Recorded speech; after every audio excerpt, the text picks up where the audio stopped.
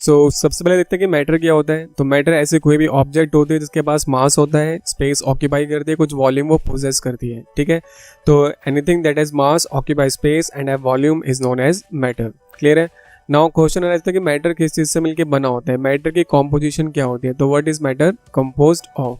इस क्वेश्चन का आंसर किसने दिया था, जॉन डाल्टन ने दिया था। और उनके अकॉर्डिंग जो मैटर है वो किससे कंपोज होता है, किससे मिलकर बना होता है, एटम से मिलकर बना होता है। और इस बेसिस पर उन्होंने अपनी एक थ्योरी दी है, इसको बोलते हैं डाल्टन्स एटॉमिक थ्योरी। उस तरह कुछ पॉस्टुलेट है, तो देखते हैं। तो पहला पॉस्टुलेट कहता है कि every matter is composed of very minute particles called atoms. Clear है।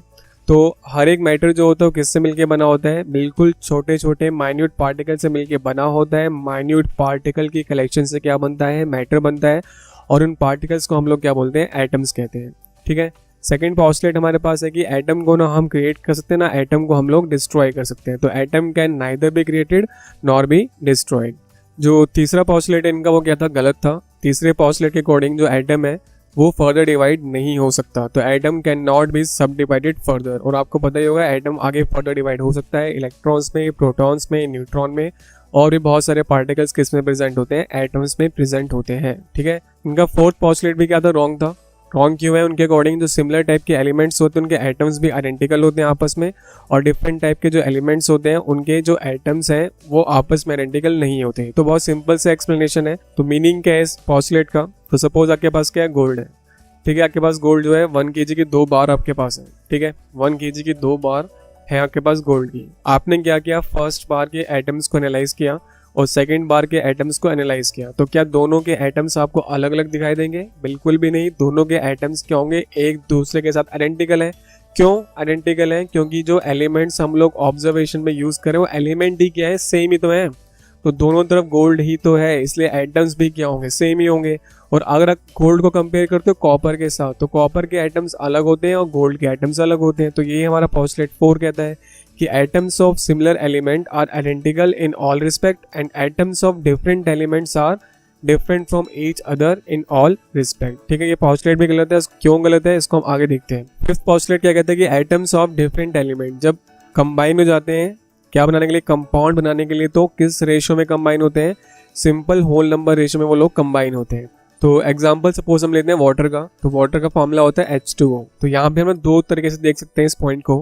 पहला तरीका क्या होता है, इनकी एटम्स के रेशियो। तो यहाँ पे हाइड्रोजन के कितने एटम्स अवेलेबल हैं, तो यहाँ पे हाइड्रोजन के कितने एटम यूज कर रखे हमने 2, और ऑक्सीजन के कितना एटम यूज किया हमने 1। तो रेशियो कितने निकल के आती है, 2:1। क्लियर है। तो ये रेशियो क्या है, सिंपल होल नंबर ही तो है। अगर आप क्या करते हैं इनके मास के रेशियो लें, तो हाइड्रोजन का मास H2O में कितना होता है, 2 ग्राम, और ऑक्सीजन का मास कितना होता है, 16 ग्राम होता है। तो इनकी जब रेशियो आप कैलकुलेट करेंगे तो 1:8 निकल के आएगी। ये रेशियो अभी भी क्या है, होल नंबर में आ रही है, ठीक है। तो जब भी हमारे पास एलिमेंट्स कंबाइन होते हैं क्या बनाने के लिए, कंपाउंड बनाने के लिए, तो जो भी कंबाइनिंग एलिमेंट्स हैं वो एक simple fixed whole number ratio में क्या होते हैं, कंबाइन होते हैं। होल नंबर के रेशियो में, जी ऐसा नहीं कि एक एलिमेंट है x, दूसरा एलिमेंट है y, तो x का 2/3 कंबाइन हो रहा है, y का 9/7 कंबाइन हो रहा है, ऐसा नहीं होता। ये फ्रैक्शंस वाले जो कॉम्बिनेशन है ये पॉसिबल नहीं होते हैं। सिर्फ कॉम्बिनेशन कौन से पॉसिबल होते हैं, सिंपल होल नंबर रेशियो के कॉम्बिनेशन यहाँ पर क्या होते हैं, पॉसिबल होते हैं। तो ये हमारे पास फिफ्थ पॉस्टुलेट था। Now we have modern atomic theory. Modern atomic theory हमें क्या बताते हैं कि एटम को आप फर्दर डिवाइड कर सकते हो। एटम के कुछ एलिमेंट्री पार्टिकल्स होते हैं, जैसे कि हमारे पास क्या होता है, एटम के अंदर इलेक्ट्रॉन अवेलेबल होता है, ठीक है, इलेक्ट्रॉन होता है। इसके अलावा हमारे पास क्या होता है, न्यूक्लियस में उसके प्रोटॉन होता है, ठीक है, प्रोटॉन। और न्यूक्लियस में एक चीज़ और होती है, एक पार्टिकल और होता है, उसको हम लोग क्या बोलते हैं, न्यूट्रॉन कहते हैं, ठीक है।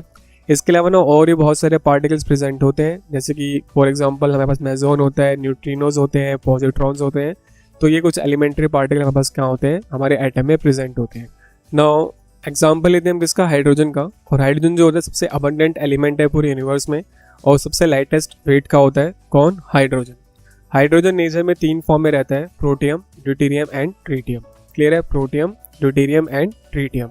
अगर इनकी इलेक्ट्रॉन्स, प्रोटॉन और न्यूट्रॉन की काउंट हम लोग चेक करें तो प्रोटीन के पास एक सिंगल इलेक्ट्रॉन होता है, ड्यूटेरियम के पास भी एक होता है, और ट्रिटियम के पास भी एक इलेक्ट्रॉन होता है। Same goes to the count of proton. Proton भी तीनों के पास कितने होते हैं, सिंगल ही होते हैं। बस न्यूट्रॉन की काउंट तीनों के पास क्या होते हैं, अलग। प्रोटीन के पास 0, ड्यूटेरियम के पास 1 और ट्रिटियम के पास कितने होते हैं, 2 होते हैं, ठीक है।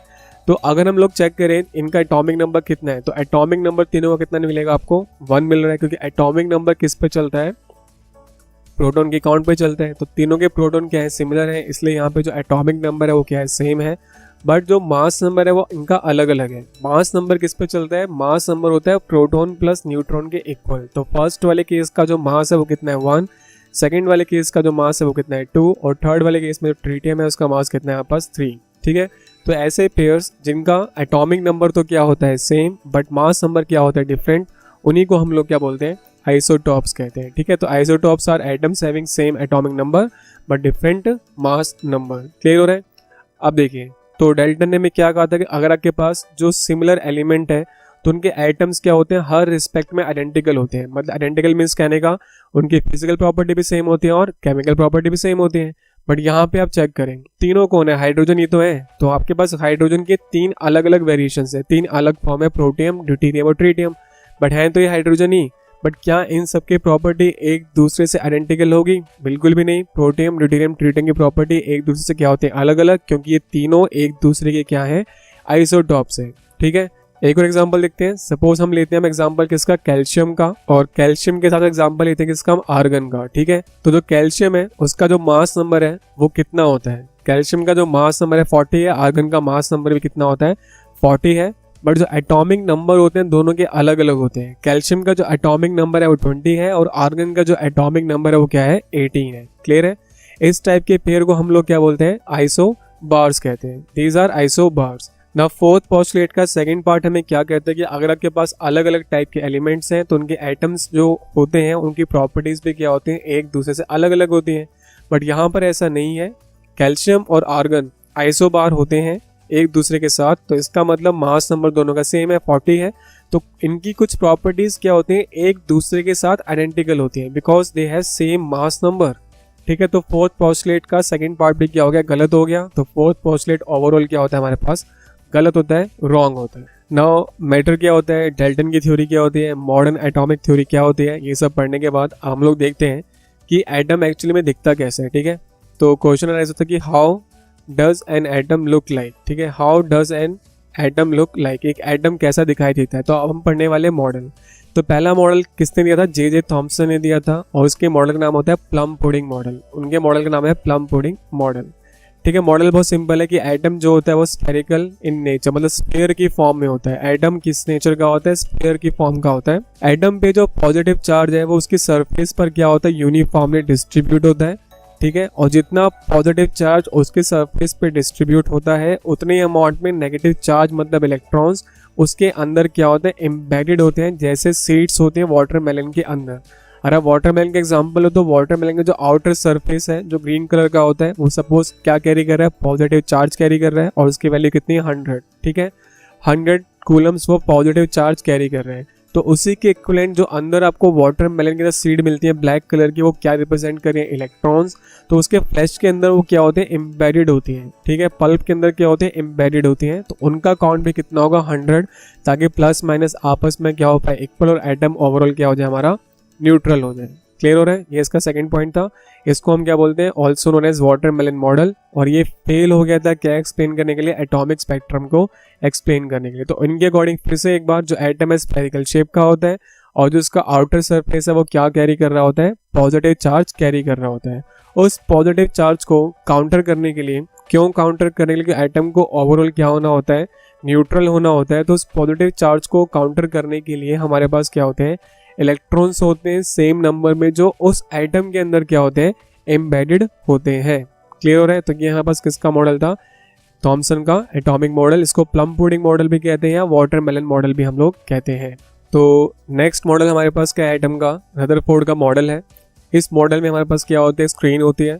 ठीक है, स्क्रीन के साथ हम लोग क्या लेते हैं, एक सोर्स लेते हैं किसका, अल्फा पार्टिकल का। अल्फा पार्टिकल सोर्स को हम किससे पास करते हैं, एक लेड की प्लेट से पास करते हैं, और ये हमारे पास क्या है, गोल्ड की फॉइल है। ठीक है, तो alpha particle source alpha particle produce करेगा, जो लेड की प्लेट से पास होने के बाद किस पे हिट करते हैं, गोल्ड की फॉइल पे हिट करते हैं, और वो अलग अलग एंगल्स पर क्या होते हैं, हमें मिलना स्टार्ट हो जाते हैं। कैसे, जैसे जैसे वो गोल्ड की फॉइल को पास करते हैं तो हमारे पास जो पीछे स्क्रीन लगी है, ZNS की स्क्रीन है, उस पर क्या होता है, सिंटिलेशंस आते हैं, स्पॉट आते हैं, और हमें पता लगता है कि हमारा अल्फा पार्टिकल है वो किस किस पॉइंट पे आगे हिट कर रहा है। तो ये हमारे पास कौन है, source of alpha particle. Clear है। और ये हमारे पास क्या है, एक लेड की प्लेट है, and this is our gold foil. Now experimentation run करने के बाद हमने क्या ऑब्जर्वेशन देखी, तो पहली ऑब्जर्वेशन ये थी कि जो मैक्सिमम अल्फा पार्टिकल थे वो सीधे स्ट्रेट निकल के किससे, हमारी गोल्ड फॉइल से। तो most of the particles pass straight through the gold foil without any deflection. Second है बताता है कि बिल्कुल स्मॉल फ्रैक्शन पार्टिकल्स का वो किससे डिफ्लेक्ट हो गया, छोटे छोटे एंगल्स पे डिफ्लेक्ट होकर बाहर आ गया है और सिर्फ एक 20,000 में से अपने पाथ को रिट्रेस करता हुआ वापस आ गया। मतलब वो नियरली कितने एंगल पे डिफ्लेक्ट बैक हो गया है, 180 डिग्री पे वो डिफ्लेक्ट बैक हो गया है। मतलब 20,000 में सिर्फ एक डिफ्लेक्ट होकर वापस आया और बाकी सबके सब गोल्ड के एटम को पास आउट करके क्या हो चुके हैं, बाहर निकल चुके हैं, गोल्ड की फॉइल को पास करके बाहर निकल चुके हैं। ठीक है, ओके। तो इन ऑब्जर्वेशंस को हम लोग एक और तरीके से समझ सकते हैं। सेंटर में कुछ ना कुछ है, उसको हम देखेंगे बाद में क्या बोला जाता है। और मैक्सिमम अल्फा पार्टिकल जो सेंटर से बहुत दूर थे वो बिना किसी डिफ्लेक्शन के किसको क्रॉस करके निकल गए, हमारे गोल्ड की फॉइल को क्रॉस करके निकल गए। गोल्ड फाइल को लेने का बेनिफिट क्या है कि गोल्ड फाइल हाईली मैलिएबल होती है, इसलिए उसको हम ले लेते हैं। बिल्कुल थिन मेम्ब्रेन की रिक्वायरमेंट थी, थिन फॉइल की रिक्वायरमेंट थी। ठीक है, तो मैक्सिमम अल्फा पार्टिकल स्ट्रेट निकल के इससे हमारे एटम से स्ट्रेट निकल गए। ठीक है, जो अल्फा पार्टिकल सेंटर के अराउंड से निकल रहे थे वो क्या होते हैं, एंगल्स पे डिफ्लेक्ट हो जाते हैं। ठीक है, वो किसी एंगल पे डिफ्लेक्ट होकर क्या होते हैं, हमारे एटम को क्रॉस करके बाहर आते हैं। ठीक है, मैक्सिमम तो सीधे निकल गए, कुछ छोटे मोटे एंगल पे वापस आ गए और सिर्फ एक 20,000 में से अपने पाथ को रिट्रेस करके वापस आ गया। ठीक है, तो इन्होंने अपना मॉडल पुट फोर्थ किया। तो according to this model the positive charge and most of the mass of atom was densely concentrated in the extremely small region and this small region is known as nucleus। तो इसके according जो positive charge होता है और जितना भी maximum मास होता है एटम का वो कहाँ होता है, बिल्कुल स्मॉल डेंस रीजन में कॉन्सेंट्रेट होता है और उस रीजन का नाम क्या रखा गया है, न्यूक्लियस रखा गया है। ठीक है, अब उसको कैसे बताइए पॉजिटिव चार्ज है, क्योंकि अल्फा पार्टिकल पे पॉजिटिव चार्ज होता है और जब प्लस प्लस एक दूसरे के कांटेक्ट में आते हैं तो क्या होता है, रिपल्शन होता है। तो जो अल्फा पार्टिकल छोटे छोटे एंगल्स पे डिफ्लेक्ट होके बाहर आए थे वो क्यों डिफ्लेक्ट होके बाहर आए थे, स्ट्रेट क्यों नहीं आए थे, क्योंकि वो सेंटर की विसिनिटी से निकल रहे थे। तो सेंटर मतलब न्यूक्लियस का पॉजिटिव चार्ज अल्फा पार्टिकल के पॉजिटिव चार्ज को क्या करा होगा, उसने रिपेल करा होगा, इसलिए वो स्ट्रेट जाने के बजाय क्या हो जाते हैं, डिफ्लेक्ट होके बाहर आते हैं। ठीक है, तो उस सेंटर का नाम क्या रख दिया गया है, न्यूक्लियस रख दिया गया। किसके अकॉर्डिंग, रदरफोर्ड के अकॉर्डिंग। सेकंड जो पॉइंट है कि जो न्यूक्लियस है वो किससे सराउंडेड होता है, इलेक्ट्रॉन से सराउंडेड होता है और उनकी स्पीड बहुत हाई होती है। वो न्यूक्लियस के चारों तरफ रिवॉल्व कर रहे होते हैं सर्कुलर पाथ्स में, और उन पाथ का नाम क्या रखा गया है, ऑर्बिट रखा गया है। ठीक है, तो वो सिंपल सा एक्सप्लेनेशन है। जो हमारे पास सोलर सिस्टम होता है, सोलर सिस्टम के जो प्लैनेट्स होते हैं वो सन के चारों तरफ रिवॉल्व कर रहे होते हैं एक पर्टिकुलर ऑर्बिट के अंदर। उसी तरीके से न्यूक्लियस के चारों तरफ कौन रिवॉल्व कर रहे होते हैं, इलेक्ट्रॉन। किस पाथ में, सर्कुलर पाथ में। उस पाथ को हम लोग क्या बोलते हैं, ऑर्बिट कहते हैं। क्लियर है। तीसरा पोस्टुलेट में क्या कहते हैं कि electron and the nucleus are held together by electrostatic force of attraction. Electron पे नेगेटिव चार्ज है, न्यूक्लियस पे पॉजिटिव चार्ज है, तो दोनों के बीच में क्या होती है, इलेक्ट्रोस्टैटिक फोर्स ऑफ अट्रैक्शन होती है। क्लियर है। नाउ ड्रॉबैक क्या है इस मॉडल का, तो according to electromagnetic theory given by Maxwell, Maxwell की थ्योरी है इलेक्ट्रोमैग्नेटिक थ्योरी, उसके अकॉर्डिंग क्या होता है, जब भी कोई चार्ज पार्टिकल एक्सेलरेट करता है तो वो अपनी एनर्जी एमिट करता है किस फॉर्म में, इलेक्ट्रोमैग्नेटिक रेडिएशंस की फॉर्म में। ठीक है, तो charge particle when accelerated should emit electromagnetic radiations. Likewise जो हमारा इलेक्ट्रॉन होता है वो भी क्या होता है, एक चार्ज्ड पार्टिकल होता है। जब वो ऑर्बिट के चारों तरफ रिवोल्यूशन लगाता है तो वो भी रेडिएशंस को एमिट करता है। ठीक है, तो therefore an electron in an orbit will emit radiations. ठीक है, and the energy carried by radiation, जो एनर्जी कैरी कर रही है रेडिएशंस वो कहाँ से आती है, इलेक्ट्रॉन के मोशन से आती है। ठीक है, तो the energy carried by radiations come from electronic motion. तो अल्टीमेटली क्या होगा, धीरे धीरे इलेक्ट्रॉन की एनर्जी कम होना स्टार्ट हो जाएगी, तो इलेक्ट्रॉन का जो ऑर्बिट है वो क्या होना स्टार्ट हो जाएगा, श्रिंक होना स्टार्ट हो जाएगा। क्यों, क्योंकि नेगेटिव चार्ज की वैल्यू कम होती जा रही है, पॉजिटिव चार्ज तो उतना ही स्ट्रॉन्ग है जितना पहले था। तो पॉजिटिव चार्ज बढ़ेगा तो धीरे धीरे इलेक्ट्रॉन को अपनी तरफ पुल करेगा, क्योंकि अब नेगेटिव चार्ज क्या होगा, धीरे धीरे कम होना स्टार्ट हो गया। तो जो चीज़ स्ट्रॉन्गर होती है वो लेस को अपनी तरफ खींच लेती है और अल्टीमेटली जो इलेक्ट्रॉन है वो क्या करेगा, वो एक स्पाइरल पाथ बना के किस में गिर जाएगा, न्यूक्लियस में गिर जाएगा। ठीक है, and electron will take only 10⁻⁻8 second to spiral into the nucleus, और एटम हमारा क्या हो जाएगा, कोलैप्स हो जाएगा, एटम हमारा डिस्ट्रॉय हो जाएगा। ठीक है, but this does not happen, but ऐसा नहीं होता है। ठीक है, और यही हमारा किसका ड्रॉबैक है, रदरफोर्ड के मॉडल का ड्रॉबैक है। तो रदरफोर्ड इस प्रॉब्लम को एक्सप्लेन नहीं कर पाया था कि एटम की स्टेबिलिटी कहाँ से आती है। क्लियर है। फिर हमें बोहर ने एटॉमिक मॉडल दिया। बोहर का एटॉमिक मॉडल क्या कहता है कि जो इलेक्ट्रॉन्स होते हैं वो न्यूक्लियस के चारों तरफ रिवॉल्व कर रहे होते हैं एक स्पेशल टाइप के ऑर्बिट में, जिसको हम लोग क्या बोलते हैं, डिस्क्रीट ऑर्बिट कहते हैं। जैसे हमारे पास ये न्यूक्लियस हुआ तो ये हमारे पास पहला डिस्क्रीट ऑर्बिट है या दूसरा डिस्क्रीट ऑर्बिट है। तो इलेक्ट्रॉन हमेशा कौन से ऑर्बिट में रोटेट कर रहे होते हैं, डिस्क्रीट ऑर्बिट में रोटेट कर रहे हैं, जिसको क्या बोला जाता है, एनर्जी लेवल बोला जाता है। सेकंड पॉइंट उन्होंने ये बताया कि अगर इलेक्ट्रॉन उस डिस्क्रीट ऑर्बिट में रोटेट कर रहा है तो वो एनर्जी लूज़ नहीं करेगा। रदरफोर्ड का ड्रॉबैक यही था कि अगर इलेक्ट्रॉन न्यूक्लियस के चारों तरफ रिवॉल्व कर रहा है तो वो एनर्जी लूज़ करेगा और अल्टीमेटली किस में गिर जाएगा, न्यूक्लियस में गिर जाएगा। बट बोहर ने बोला कि जो स्पेशल टाइप का ऑर्बिट है जिसको डिस्क्रीट ऑर्बिट कह रहे हैं, जब तक इलेक्ट्रॉन उस ऑर्बिट में रहेगा तब तक वो एनर्जी लूज़ नहीं कर सकता। इन ऑर्बिट्स को क्या बोला जाता है, KLMN की फॉर्म में बोला जाता है। ऑर्बिट को आप क्या कह सकते हो, शेल भी कह सकते हो। नाउ हमारे पास इलेक्ट्रॉनिक कॉन्फ़िगरेशन क्या होती है, जैसे ये KLMN शेल है, तो हर शेल की अपनी एक लिमिट होती है इलेक्ट्रॉन होल्ड करने की। तो उस लिमिट के अकॉर्डिंग अगर आप इलेक्ट्रॉन्स को फिल कर रहे हो तो आप क्या कर रहे हो, इलेक्ट्रॉनिक कॉन्फ़िगरेशन लिख रहे हो। तो इलेक्ट्रॉनिक कॉन्फ़िगरेशन लिखने के लिए हमारे पास क्या होता है, बहुत बड़ी रूल्स होते हैं। पहला रूल स्टेट करता है कि किसी भी शेल में या ऑर्बिट में मैक्सिमम कितने इलेक्ट्रॉन आ सकते हैं, 2n² से आप निकाल सकते हो कितने इलेक्ट्रॉन्स वो कैरी कर रहा होगा। और जहाँ पे n हमारे पास क्या होते हैं, नंबर ऑफ ऑर्बिट बोलते हैं, ठीक है। जैसे K शेल के लिए n कितना होता है, 1 होता है, तो 1 का स्क्वायर करेंगे तो कितने इलेक्ट्रॉन्स आ जाएंगे, 2 इलेक्ट्रॉन आ जाएंगे। L शेल में जाएंगे तो अब n हमारे पास 2 हो गया, क्योंकि K शेल के लिए n हमारे पास 1 है, L के लिए हमारे पास 2 है। इस तरीके से M के लिए हमारे पास क्या आ जाएगा, 3 आ जाएगा।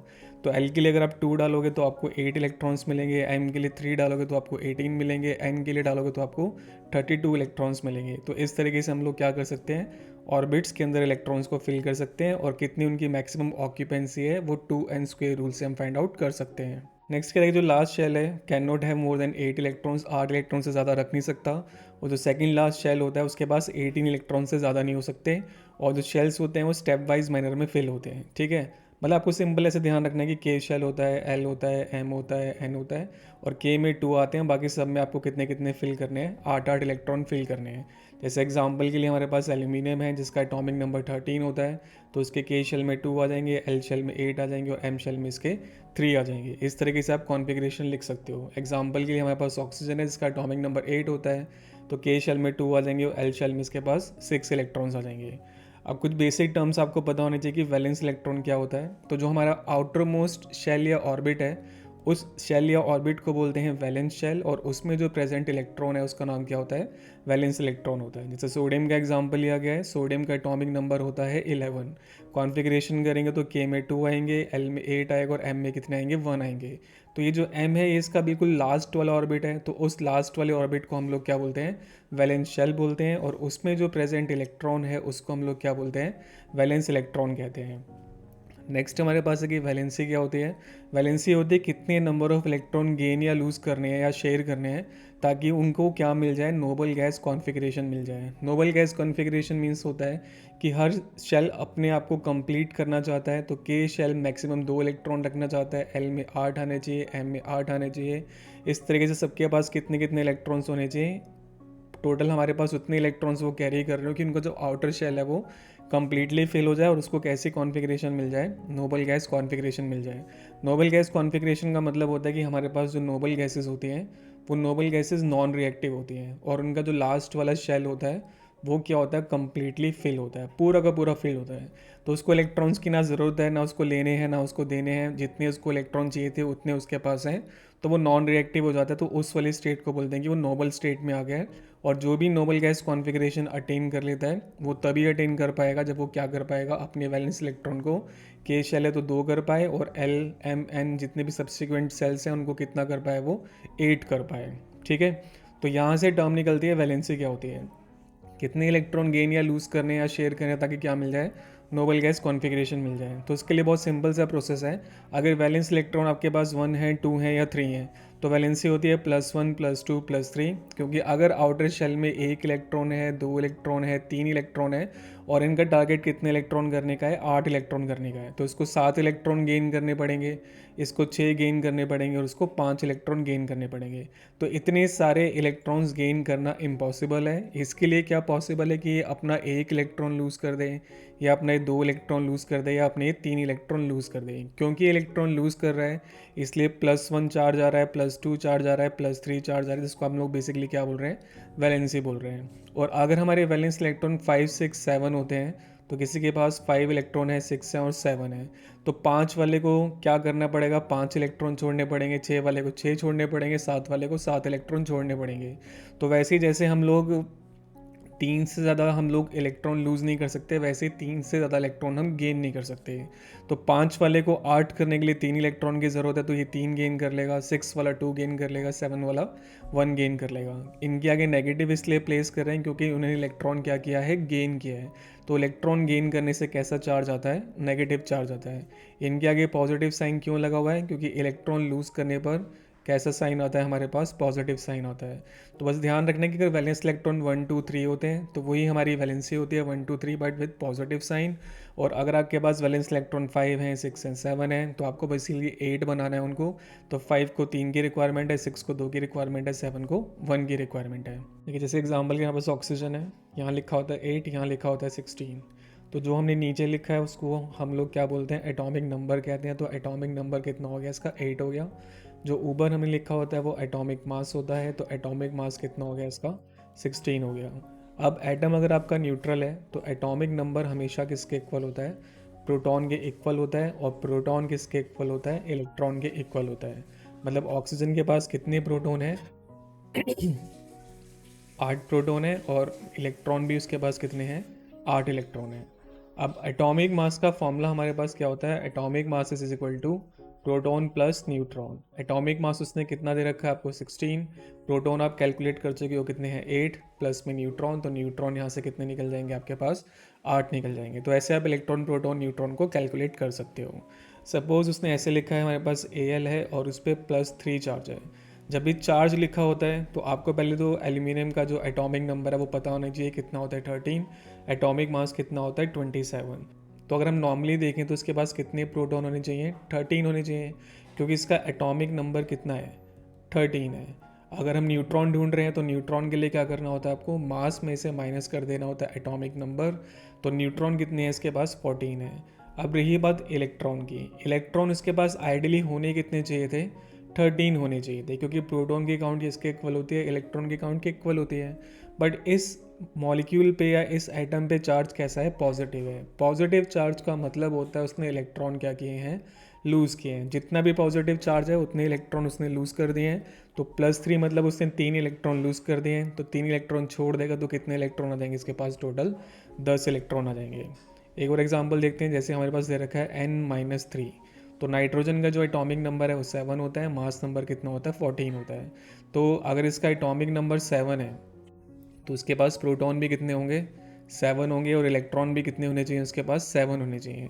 बट क्योंकि इस एटम पे -3 चार्ज है, और माइनस का मतलब होता है उसने इलेक्ट्रॉन क्या किए हैं, गेन किए हैं। तो कितने इलेक्ट्रॉन गेन किए हैं, 3।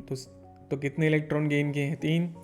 तो कितने इलेक्ट्रॉन गेन किए हैं, 3। तो 7 में अगर आप 3 ऐड करोगे तो इलेक्ट्रॉन्स कितने हो जाएंगे उसके पास, 10 हो जाएंगे। और न्यूट्रॉन निकालने के लिए सिंपल वही है, आप मास नंबर से क्या माइनस कर दो, एटॉमिक नंबर, तो ये इसके नंबर ऑफ न्यूट्रॉन है। तो ऐसे हम लोग किसी के भी इलेक्ट्रॉन, प्रोटॉन, न्यूट्रॉन वगैरह को काउंट कर सकते हैं। नेक्स्ट आता है कि आइसोटॉप्स क्या होते हैं। आइसोटॉप हमारे पास एटम्स होते हैं, एक ही एलिमेंट के एटम्स होते हैं जिनका एटॉमिक नंबर तो सेम होता है बट मास नंबर क्या होता है, डिफरेंट होता है।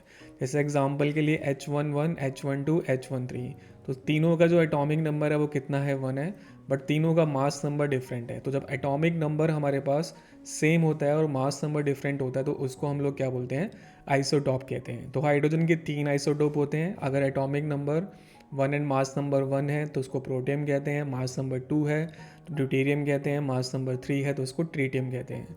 ऐसे कार्बन का एग्जांपल है, तीनों कार्बन का जो एटॉमिक नंबर है वो सेम है बट मास नंबर डिफरेंट है, फर्स्ट का 12, सेकंड का 13 और लास्ट वाले का 14।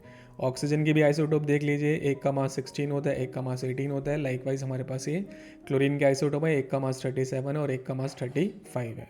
ठीक है, अब इसकी एप्लीकेशंस हमारे पास क्या होते हैं, यूरेनियम का जो आइसोटोप होता है उसको हम न्यूक्लियर रिएक्टर में यूज़ करते हैं इलेक्ट्रिसिटी प्रोड्यूस करने के लिए। कोबाल्ट का जो आइसोटोप होता है उसको कैंसर ट्रीटमेंट के लिए यूज़ करते हैं।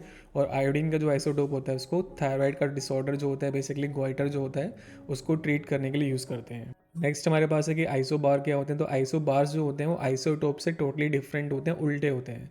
यहाँ क्या होता है कि ये एटम होते हैं अलग अलग एलिमेंट के, जिनका एटॉमिक नंबर अब डिफरेंट है बट मास नंबर क्या है, सेम है। जैसे आर्गन और कैल्शियम है, दोनों का मास नंबर सेम है 40, बट दोनों का एटॉमिक नंबर क्या है, डिफरेंट है। तो जब भी हमारा एटॉमिक नंबर डिफरेंट हो, मास नंबर सेम हो, तो उसे हम लोग क्या बोलते हैं, आइसोबार कहते हैं। अब एक मोस्ट इंपॉर्टेंट पॉइंट है कि जो आइसोटोप्स होते हैं उनकी केमिकल प्रॉपर्टीज सेम होती हैं, क्योंकि उनके पास सेम नंबर ऑफ इलेक्ट्रॉन्स होते हैं। अब इस पॉइंट का मतलब क्या है, जब भी हमारे पास कोई केमिकल रिएक्शन होता है तो उसमें इलेक्ट्रॉन्स ही क्या करते हैं, पार्टिसिपेट करते हैं। अगर इलेक्ट्रॉन लूज़ हो रहे हैं तो वो मेटल बन जाता है, इलेक्ट्रॉन गेन हो रहे हैं तो वो नॉन मेटल बन जाता है। तो इस तरीके से जो इलेक्ट्रॉन का लॉस या गेन होता है वो केमिकल प्रॉपर्टीज़ को क्या करता है, डिपिक्ट करता है। अब आइसोटोप के लिए सिमिलर केमिकल प्रॉपर्टीज़ इसी वजह से हैं क्योंकि उनके पास क्या होते हैं, सेम नंबर ऑफ इलेक्ट्रॉन्स होते हैं। नेक्स्ट हमारे पास न्यूमेरिकल है, तो उसका पहला टाइप है, इसमें आपको परसेंटेज कैलकुलेट करनी है। तो हमसे कह रहे हैं एवरेज एटॉमिक मास सैंपल का जो है वो 16.2 U है। कितनी परसेंटेज उसकी आइसोटॉप्स की होंगी, और उसने ये दे रखा है X816 और X818। तो हमने X816 वाले की परसेंटेज को क्या मान लिया, X मान लिया। तो दूसरे की परसेंटेज कितनी हो जाएगी, 100 माइनस X हो जाएगी, क्योंकि टोटल परसेंट 100 होता है। अगर एक को आप X मान चुके तो दूसरा कितना हो जाएगा, 100 माइनस X हो जाएगा। ये हमारे पास फॉर्मूला है, percentage of first multiply by उसका mass plus percentage of second multiply by उसका मास और डिवाइड बाय 100। वैल्यू प्लेस कर देंगे तो यहाँ से x के लिए सॉल्व करेंगे तो x कितना निकलेगा आपका, 90 निकलेगा। अगर x 90 है तो इसका मतलब दूसरा वाला आइसोटोप कितना परसेंट है हमारे पास, 10% है। सेकंड टाइप जो इसका होता है उसमें आपको एवरेज एटॉमिक मास निकालना होता है, परसेंटेज आपको दे रखी होती है। जैसे कह रहा है क्लोरीन के 2 आइसोटोप होते हैं और किस रेशियो में मिलते हैं, 3:1 की रेशियो में मिलते हैं। 3:1 रेशियो का मतलब है कि ये 75% है और ये 25% है। अगर आपको परसेंटेज रेशियो से निकालना नहीं आती है तो सपोज़ मैं फर्स्ट के लिए निकाल रहा हूँ परसेंटेज, तो कितना है उसके लिए 3, टोटल करेंगे 4 और मल्टीप्लाई किससे कर देंगे इसको, 100 से। जैसे 3:1 की रेशियो है तो 3 + 1 करेंगे तो कितना बनेगा, 4 से आपको डिवाइड करना है। सपोज आप इसके लिए निकाल रहे हो तो इसका कॉन्ट्रीब्यूशन 1 है और मल्टीप्लाई किससे, ये 100 से है। तो इस तरीके से आप रेशो से परसेंटेज निकाल सकते हो। तो ये 75% बनेगा और ये 25% बनेगा। तो पहले की परसेंटेज हमारे पास 75 आ गई, दूसरे की परसेंटेज हमारे पास 25 आ गई। फॉर्मूले में वैल्यू प्लग इन करी तो आपको कितना मास मिल रहा है, 35.5 U मिल रहा है। ठीक है, तो ये हमारे पास इस चैप्टर के न्यूमेरिकल, और ये होता है हमारा चैप्टर खत्म। Bye bye guys.